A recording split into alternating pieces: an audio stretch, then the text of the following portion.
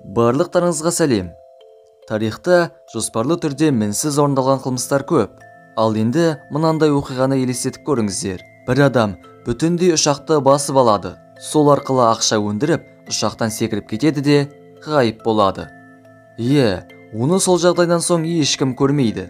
Қалай ұшақты басып алып, полицияларға ұсталмай кетуге болады? Бұл дегеніміз суға түсіп, құрғақ шыққанмен бірдей емес пе? Олай болса, оқиға қалай болғанын толықтай баяндап берсек, еңбегімізді бағалау мақсатында лайк басып арнамызға тіркеле кетіңіздер. Ендеше, сіздермен бірге QRF ұжымы бүгін біз Дэн Купердің оқиғасын қысқаша баяндап береміз.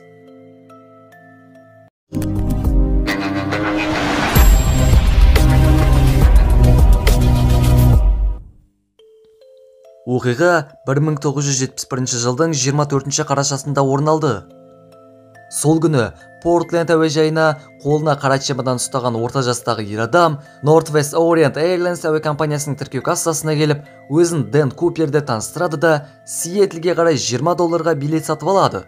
Бортқа көтеріліп, ұшақтың артқы жағындағы орынға отырады.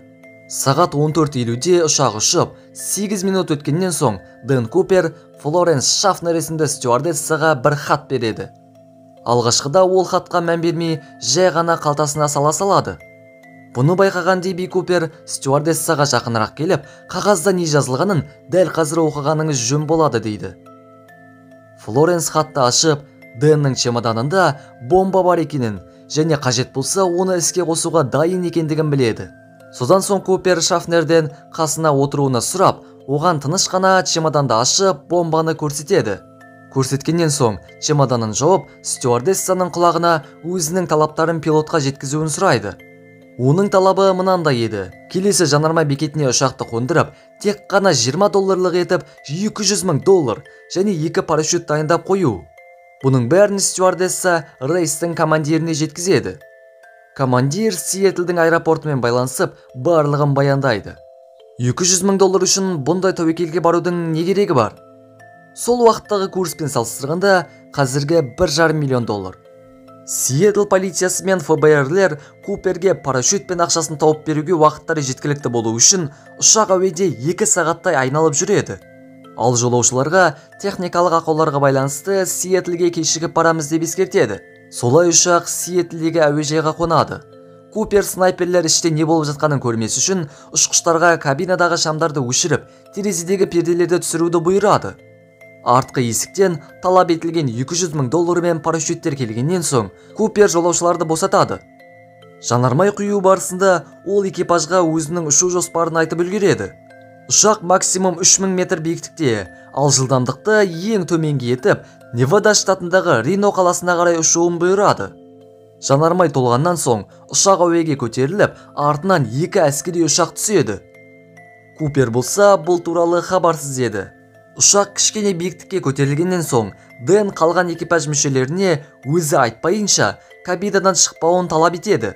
Кабинадан бір стюардесса Купер беліне бірдеңе байлап жатқанын байқап қалады. Осы уақытта Дэн Купер ұшақтың салонында жалғыз қалған болатын. Арадан шамамен 20 минуттай өткеннен соң құрылғылардан ұшақтың артқы есігі ашық екендігі ескертіледі. Сағат кешкі 8. Дала қараңғы болғандықтан артта келе жатқан әскери ұшақтар Дэн Купердің ұшақтан секіріп кеткенін көрмей қалады. Біраз уақыттан соң экипаж салонға келсе, Купер жоқ. Сағат 10-дар шамасында ұшақ әуежайға қонады. Полицейлер бұл адам жайлы нақтырақ іздестіре бастайды. Еш жерден айғақтар табылмайды. Купер өзімен бірге галстуктан басқасының барлығын алып кеткен. Секірген кезде галстук кедергі жасайды деп ойлаған секілді. Купердің парашютпен қайда түскенін анықтау қиынға соқты. Сол күні Сиэтлдің ауа райы сұмдық болған еді. Олар осындай кезде Дэн парашютпен секіреді деп ойламаған болатын. Полиция қылмыскер осы жерге түсуі мүмкін ау деп сол жерді іздестіреді. Бірақ нәтижесіз. Биліктегілер ол бұрын әскери адам болған деп болжайды. Өйткені ұшақтың артқы есігін ашу мен парашютті қолдану анау-мынау адамның қолынан келе бермейді. Содан соң Дэн Купердің бет-бейнесін фотороботтардың көмегімен салып көреді. Бұл суреттерді ауқымды аудиториясы бар газеттер мен тележобаларға жариялағанымен ешкім оны танымайды. Полициялар Дэн Куперге ұқсайтын көптеген күдіктілерді табады. Олардың ішінде Ричард Маккой есімді күдікті бар екен. Ол бұрын әскери қызметте жұмыс жасаған. Сонымен қатар Ричард Купердің қылмысынан 1 жылдан соң дәл сол ұшаққа шабуыл жасайды. Ұшақтың ішінде ұшқышты қарумен қорқытып, қолына граната ұстап, жарып жіберемін, егер де маған $500,000 мен парашют бермесеңдер дейді. Маккой талап етілген нәрселерін алып, Купер секілді ұшақтың артқы есігінен секіреді. Бірақ оны келесі күні полициялар тұтқындап, 45 жыл уақыт береді. Ричард 2 жылдан соң темір тордың артынан қашып шығады. Арадан біраз уақыт өтіп, Ричард Маккойды ФБР агенттері атыс кезінде өлтіреді. Бұл Дэн Купер болуы мүмкін бе? Менің ойымша жоқ. Қылмыстан соң Куперді әлі ешкім таба алмады. Сонымен қатар, ол өзімен алып кеткен заттар да көзден ғайып болды. 1980 жылдың 10 ақпанында 8 жасар Брайан Инграм отбасымен бірге Колумбияның өзенінде демалып жүреді. Нақтырақ айтқанда, алдын полициялар іздеу жұмыстарын жүргізген жерден 14 километр жерден 3 пакет ақша тауып алады. Эксперттер бұл Дэн Куперге берген ақша екенін анықтайды. Ақшаның көбі шіріп жыртылып қалған. Ақшалар Куперге қалай берілсе, дәл сол реттілікпен орналасқан. Өзеннен бала $5,800 ғана табады. Ал қалған ақшалар қайда кеткенін ешбір адам білмейді. Бұл дегеніміз, Дэн Купер әуеде апатқа ұшырағандығын, немесе әдейі ізін суыту мақсатында ақшаларды өзенге тастағандығын көрсетеді. 2017 жылы Томас Колберт есімді азамат Дэн Купердің жерге қонған парашютін тауып алады. Ал ол жерде адамның денесі болған жоқ. Демек, Дэн жерге аман қонған секілді. Ғалымдар Купердің галстугына анализ жұмыстарын жүргізеді. Галстукта өте сирек металл түрі кездесетінін анықтайды. Кейбіреулер Дэн Куперді инженер болған деп болжайды. Себебі галстукта кездескен металдар Boeing 2707 атты ұшақта да болған екен.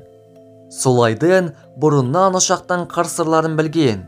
Қазіргі таңда ешкім ұшаққа қауіпті нәрселер алып кіре алмайды.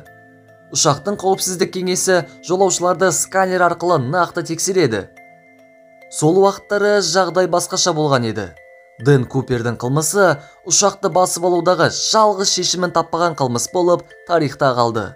2016 жылы ФБР бұл істі ары қарай зерттеуді тоқтатады. Біз солай Дэн Купердің кім екендігін біле алмай кетеміз. Осылайша видеомыз аяқталды. Еңбегімізді бағалау мақсатында лайк басып арнамызға тіркеле кетулеріңізді сұраймын. Дэн Купер қайда жоғалып кетуі мүмкін? Пікірлеріңізді комментке жаза кетіңіздер. Бізде осымен осы. Ендеше, сіздермен бірге болған және әрдайым бірге болатын QRF ұжымы келесі видеоларда кездескенше.